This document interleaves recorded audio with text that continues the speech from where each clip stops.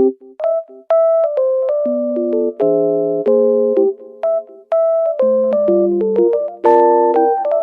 kesempatan kali ini, izinkan kelompok kami untuk mempresentasikan hasil kerja kami dari tugas mata kuliah Pengantar Ilmu Hubungan Internasional dengan dosen pengampu, Mas Fahmi Tarumanegara atau Mas Gara. Sebelum masuk ke dalam materi, kami akan memperkenalkan diri terlebih dahulu.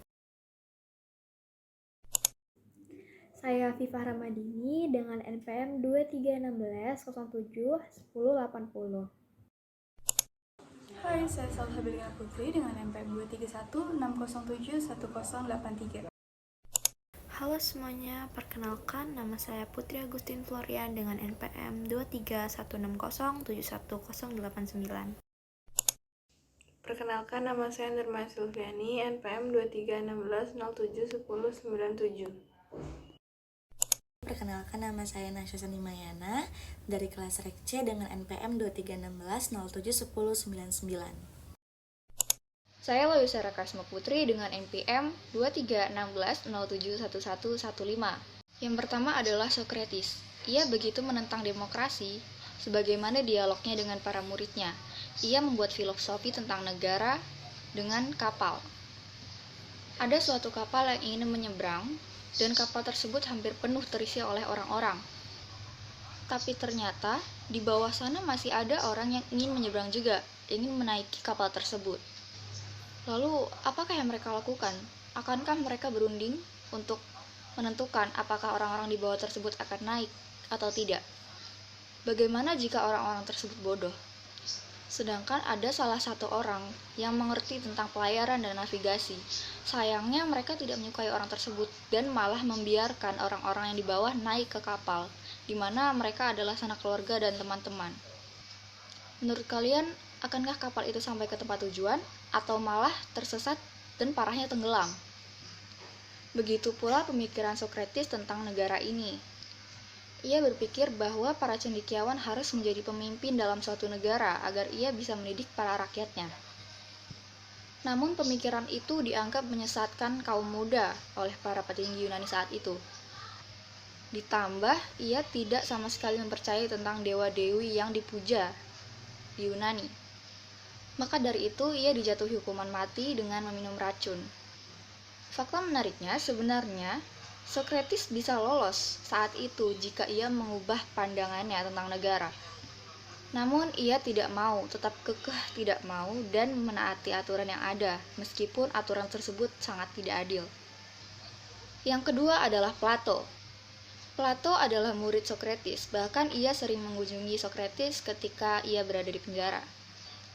Menurutnya, negara adalah sekumpulan manusia yang tidak bisa hidup sendiri, manusia sosial. Ia berpikiran bahwa negaranya awalnya berbentuk aristokrat, yaitu negara yang dipimpin oleh sekelompok kecil orang yang berkuasa. Namun jika orang tersebut tergoda oleh duniawi, maka negara akan menjadi timokrasi, yaitu negara yang dipimpin oleh orang yang dihormati.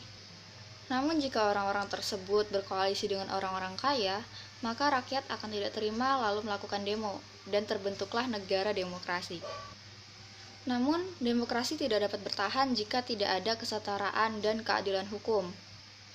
Maka rakyat akan menolak para cendekiawan, dan negara kemudian kembali lagi ke dalam membentuk aristokrat atau aristokrasi. Di sini Plato menegaskan bahwa negara harus dipimpin oleh para filsuf agar dapat mendidik para rakyat. Aristoteles adalah murid Plato. Yang ketiga adalah Aristoteles. Aristoteles merupakan murid Plato, sehingga pemikirannya tidak jauh berbeda dengan Plato. Menurutnya, negara yang baik adalah negara yang memiliki kesetaraan dan keadilan hukum. Ia menyukai negara yang berjalan dengan konstitusi, bukan penguasa yang diktator. Babak selanjutnya adalah masa Romawi kuno. Romawi kuno merupakan hasil terpecahnya Yunani kuno dengan kebudayaan yang masih terpengaruh oleh Yunani. Romawi berubah menjadi republik dari sebelumnya kerajaan dan membentuk aristokrat dalam pemerintahan. Para pejabat publik ada yang mempunyai parlemen atau senat yang diwakili oleh kepala keluarga dari kalangan atas. Kewenangan senat terbatas di legislatif namun dapat menjadi penuntut umum. Parlemen hanya bertugas untuk menyetujui dan menolak undang-undang yang diciptakan oleh pemerintah. Masa Romawi dipilih oleh parlemen. Pemerintah meliputi 1. Praetors yang bertanggung jawab atas administrasi pengadilan, 2. Quaestros yang mengelola keuangan, 3. Aediles yang menjalankan fungsi kepolisian. Bangsa Romawi menggunakan kata civitas guna menggambarkan pemikiran negara. Civitas yang terkenal di masa Romawi yaitu 1. Lucretius. Lucretius beranggapan manusia hidup dari sandang dan pangan yang secara berkelompok dengan yang memiliki kepentingan dan perasaan yang sama, lalu membentuk komunitas dengan perjanjian feodera dan Trinity. Meskipun komunitas ini hancur dan mengharuskan para pemikir untuk membentuk undang-undang yang berasal dari kepercayaan dan kebiasaan atau custom dan memaksa untuk menaati walau pada akhirnya tetap timbul ketidaktertiban di masyarakat. 2. Polybius. Polybius terkenal dengan pemikirannya terkait monarki yang disebut siklus Polybius. Siklus ini membahas bagaimana tirani berubah menjadi diktator dan ditentangnya tirani oleh cendekiawan dan bangsawan karena mengakibatkan diktator berubah kembali menjadi pemerintahan, namun beberapa aristokrat yang tidak memikirkan rakyat menyebabkan oligarki sehingga rakyat dipaksa mandiri, lalu muncullah pemikiran rakyat sebagai aktor utama untuk keputusan negara yang disebut demokrasi. Bagian buruk dari demokrasi timbul autokrasi, yaitu usaha mengembalikan ke monarki. Ketiga, Cicero. Melalui buku De Republica Cicero, menurutnya Cicero menyampaikan bahwa awal mula bernegara tidak sama dengan yang disebutkan Lucretius. Menurutnya, diawali dengan sebuah kota yang kemudian melalui kontrak sosial menjadi negara. Masa abad pertengahan terbagi menjadi 2 periode. Periode pertama ialah masa abad pertengahan awal yang dimulai pada tahun 476 Masehi hingga 1100 Masehi, dan masa abad pertengahan akhir dimulai pada 1100 Masehi hingga 1350 Masehi. Masa ini merupakan masa awal munculnya feodal dikarenakan datangnya bangsa Eropa dan adanya benua Eropa. Kehidupan di masa ini diatur oleh agama yang dipimpin oleh Paus. Keberadaan negara dianggap di bawah Tuhan dikarenakan negara merupakan pemberian dari Tuhan, serta politik diwarnai dengan perebutan kekuasaan. Salah satunya ialah ilmu pengetahuan dikendalikan oleh gereja. Pada abad ini terdapat 2 peristiwa, yaitu masa Renaissance pada abad ke-14 di mana negara terlahir kembali dan orang-orang bertindak bebas. Kedua, masa reformasi yaitu revolusi agama di Eropa pada abad ke-16 dengan tujuan memperbaiki agama Katolik, tetapi malah muncul asas-asas Protestanisme. Terdapat banyak ciri-ciri berupa gagasan tentang asal mula negara pada masa ini. Yang pertama ialah kekuasaan negara berasal dari Tuhan, di mana negara merupakan organisasi yang siap menaati perintah Tuhan. Yang kedua ialah konsep nasional berdasarkan ajaran ketuhanan. Teokrasi Eropa mengakui dualisme gereja dan negara berdasarkan ajaran Kristen. Karena negara bergantung kepada masyarakat yang beragama dan berkeyakinan, jika mereka dianggap melakukan hal sesat, mereka akan dihukum dan diisolasi. Keempat, negara merupakan pusat kekuasaan dan gereja merupakan pusat spiritualitas. Kelima, tidak ada perbedaan antara hukum publik dan hukum private. Dan masih banyak gagasan dan ciri-ciri pada saat masa abad pertengahan. Setelah masa ini muncullah berbagai filsuf dengan berbagai pemikiran seperti Niccolo Machiavelli, Jean Bodin, Francisco Suarez, Hugo Grotius, dan Thomas Hobbes. Masa Afkarung merupakan masa rasionalisme seperti yang dijelaskan pada Perjanjian Westphalia 1648. Perjanjian Westphalia mengakhiri konflik antar Katolik dan Protestan di Eropa, membawa konsep negara yang sekuler dengan toleransi beragama, dan menciptakan pemerintahan yang seimbang antar monarki dan parlemen serta menghasilkan balance power. Perang Dunia Pertama itu dimulai ketika Archduke Franz Ferdinand dari Austria-Hungaria, yang dimana dia tuh salah satu tokoh penting nantinya yang bakal jadi raja, itu dibunuh oleh Serbian nasionalis Serbia yang bernama Gavrilo Princip. di Sarajevo on June 28, 1914. Nah, si Austria-Hungaria ini dia nggak terima dong kalau salah satu next in line throne-nya itu one of the most important person di negaranya itu dibunuh.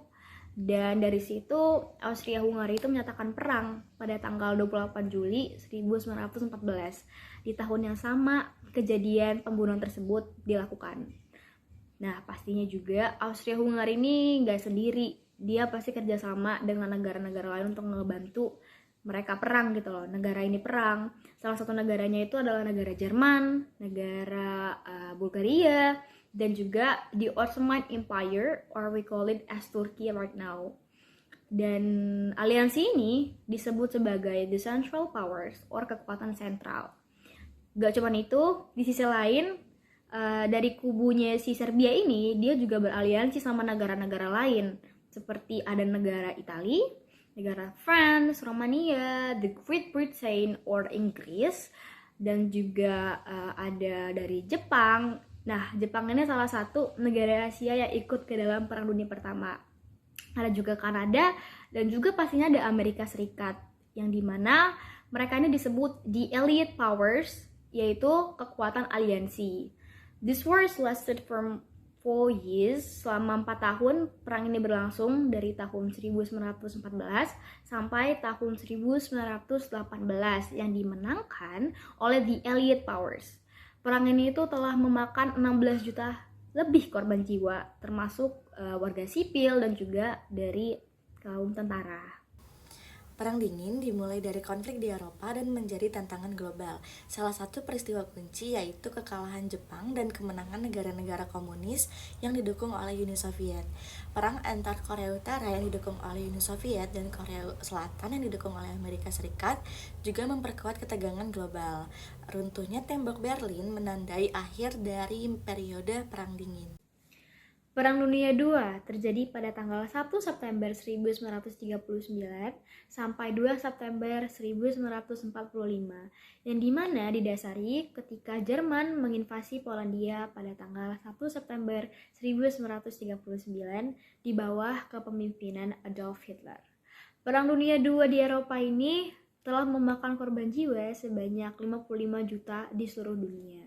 Tidak hanya di benua Eropa, tetapi Perang Dunia II juga terjadi di benua Asia, tepatnya di Jepang. Jepang sebagai aliansi dari Jerman menyerang pangkalan laut pelabuhan dari Amerika Serikat, yaitu Pearl Harbor, pada tanggal 7 Desember 1941.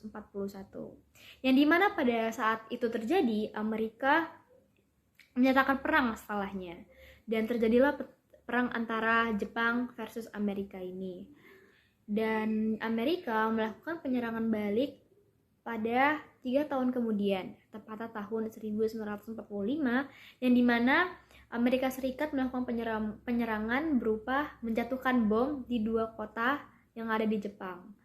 Kota yang pertama ialah kota Hiroshima pada tanggal 6 Agustus 1945, dan 3 hari kemudian mengebom di kota Nagasaki pada tanggal 9 Agustus 1945. Akan penyerangan yang tidak expect dari Amerika ini, Jepang pun menyerah tanpa syarat kepada sekutu, dan perang ini berlangsung sekitar 6 tahun kurang lebih.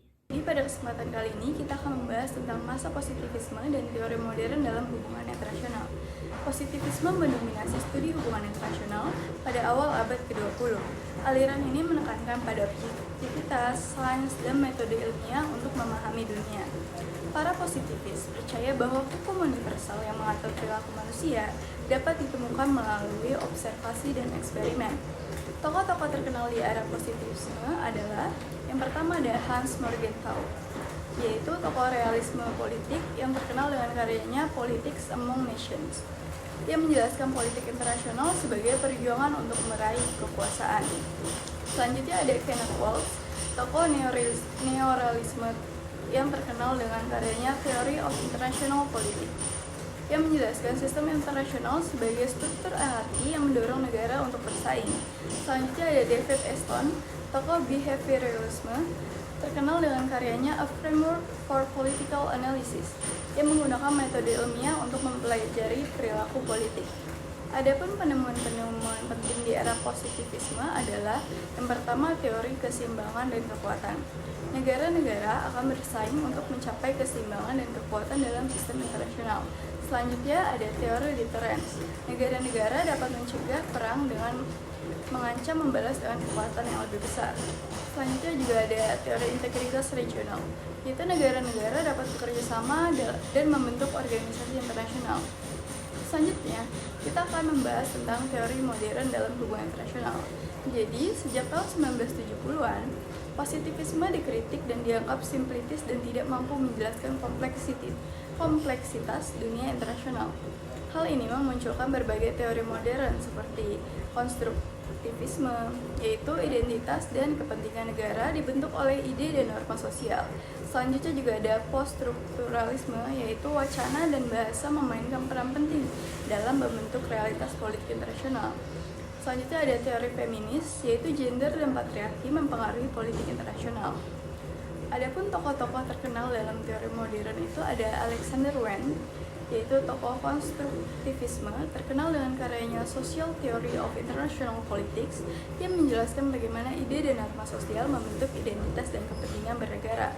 Selanjutnya ada Judith Butler, tokoh poststrukturalisme terkenal dengan karyanya Gender Trouble yang menjelaskan bagaimana gender merupakan konstruksi sosial. Selanjutnya juga ada Cynthia Enloe, tokoh teori feminis terkenal yang menjelaskan tentang bananas, beaches, dan beaches yang menjelaskan bagaimana patriarki mempengaruhi politik internasional.